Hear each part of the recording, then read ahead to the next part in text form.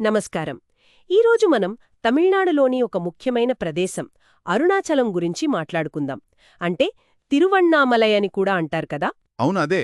దాని గురించి మనకు అందిన సమాచారాన్ని కొంచెం లోతుగా చూద్దాం ఈరోజు. ఆ ముఖ్యంగా దాని ఆధ్యాత్మిక ప్రాముఖ్యత, సాంస్కృతిక విశేషాలు ఇవన్నీ ఎందుకంట స్పెషల్ అనిపించాయో తెలుసుకునే ప్రయత్నం చేద్దాం. కరెక్ట్. అరుణాచల కొండ, గిరి ప్రదక్షిణ, ఇంకా రమణ మహర్షి ఆశ్రమం, వీటన్నిటి గురించి కొంచెం వివరంగా మాట్లాడుకోవచ్చు. సరే, అయితే మొదలు పెడదాం. అసలు అరుణాచలం అనగానే ఒక కొండ గుర్తుకొస్తోంది. ఆ కొండను సాక్షాత్తు శివస్వరూపంగా భావిస్తారట. ఇది చాలా ఆసక్తికరంగా అనిపించింది. నిజమే. అంటే ఒక భౌతికమైన కొండను దైవంగా పూజించడం అనేది చాలా విశిష్టమైన విషయం. దీని వెనుక బలమైన పురాణగాథ ఉంది. ఇది అగ్నిలింగ క్షేత్రం అంటారు. అగ్నిలింగ క్షేత్రమా? అవును. అంటే శివుడిక్కడ తేజో రూపంలో ఒక పెద్ద అగ్నిస్తంభంగా ఆవిర్భవించాడని పురాణం చెప్తుంది. ఆ అగ్నిస్తంభమే నెమ్మదిగా చల్లబడి ఈ కొండగా మారిందని నమ్మకం. పంచభూత క్షేత్రాలలో ఇది అగ్నితత్వానికి ప్రతీక. ఓహ్, అంటే ప్రకృతి రూపంలో ఉన్న కొండను దైవంగా, అందులోనూ శివుడి అగ్నితత్వానికి ప్రతీకగా చూడటమన్నమాట. మన భారతీయ తాత్వికతకు ఇది మంచి ఉదాహరణ కదా. ఖచ్చితంగా. ప్రకృతిని, దైవత్వాన్ని వేరుగా చూడకపోవడం మన సంప్రదాయం. సరే, మరి గిరి ప్రదక్షిణ, పౌర్ణమి రాత్రుల్లో లక్షల మంది ఆ కొండ చుట్టూ నడుస్తారని విన్నాం. అదెందుకు? ఆ గిరి ప్రదక్షిణ అంటే అక్కడ గిరివలం అంటారు. అదొక చాలా ముఖ్యమైన ఆధ్యాత్మిక సాధన. సుమారు 14 కిలోమీటర్లు ఉంటుందా దారి.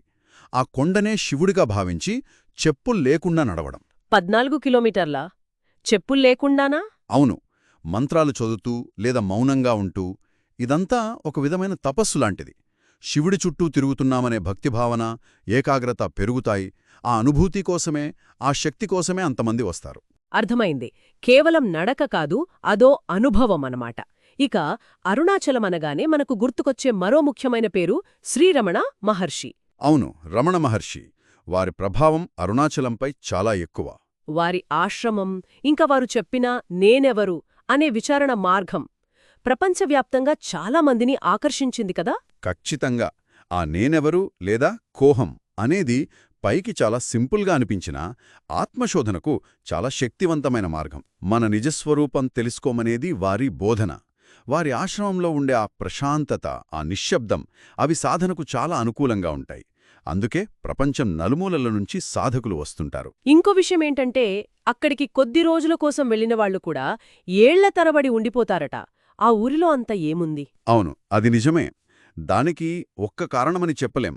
ఒకవైపు అరుణాచలేశ్వర ఆలయం, దాని చుట్టూ ఉండే ఆ వైబ్స్, నిత్య పూజలు, ఆశ్రమాలు, సిద్ధులు, రకరకాల దేశాల నుంచి వచ్చిన ఆధ్యాత్మిక అన్వేషకులు అంతా కలిసి ఒక ప్రత్యేకమైన వాతావరణాన్ని క్రియేట్ చేస్తాయి. అంటే ఒక అట్మాస్ఫియర్ కట్టిపడేస్తుందంటారా?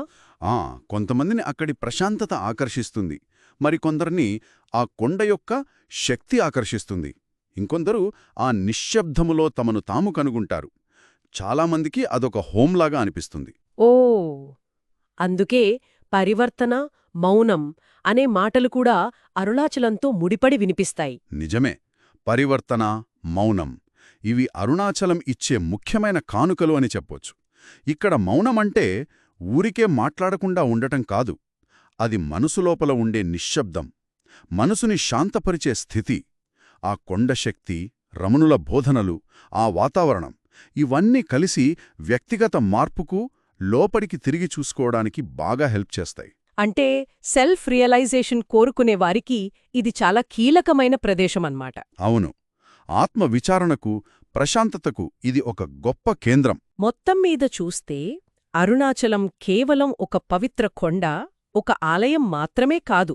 అది గిరి ప్రదక్షిణ చేసే భక్తులకు, రమణుల మార్గంలో నడిచే సాధకులకు, శాంతిని వెతుక్కునేవారికి, అందరికీ ఏదో ఒక అనుభూతినిచ్చే, స్ఫూర్తినిచ్చే బలమైన ఆధ్యాత్మిక కేంద్రమని అర్థమవుతోంది. అవును.